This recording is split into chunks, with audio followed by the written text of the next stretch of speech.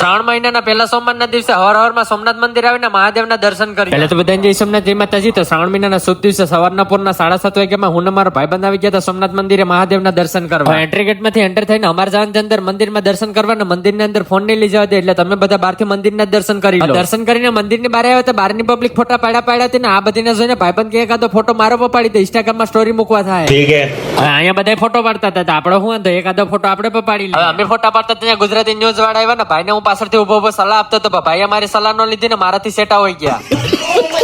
અહીંયા બધા લોકો ઘુમરો વાળીને આ ભાઈનું ઇન્ટરવ્યુ લેતા હતા, પણ અમે નતા ઓળખતા, એટલે હું ને મારો ભાઈબંધ સેટા ઉભીને જોતા હતા. એમાં મારા રિલાયન્સ મોલ ને એક ભાઈબંધ ભેગો થઈ જાય ને, એ આવ્યો તો મહાદેવના દર્શન કરવાનું, મહાદેવનું નામ લઈને અમે કર્યા રામ રામ. ભાઈબંધને મળીને અમે આવી ગયા કથા હોલમાં કથા સાંભળવા. કથા સાંભળતા મારી નજર ગયેલા પંખામાં હતા ને પંખા જોઈને મને લાગ્યું હેલિકોપ્ટરના પંખા. ભાઈબંધ કે હેલિકોપ્ટરના પંખા નથી, આપણે હવા ખાવા માટે છે ને. હવે મહાદેવના દર્શન કરીને અમે ઘર જવા માટે રવાના થઈ જાય ને, બાકી હવે મિની બ્લોગ જવા માટે આ ગુજરાતીના પેજને ફોલો કરીને જાજો.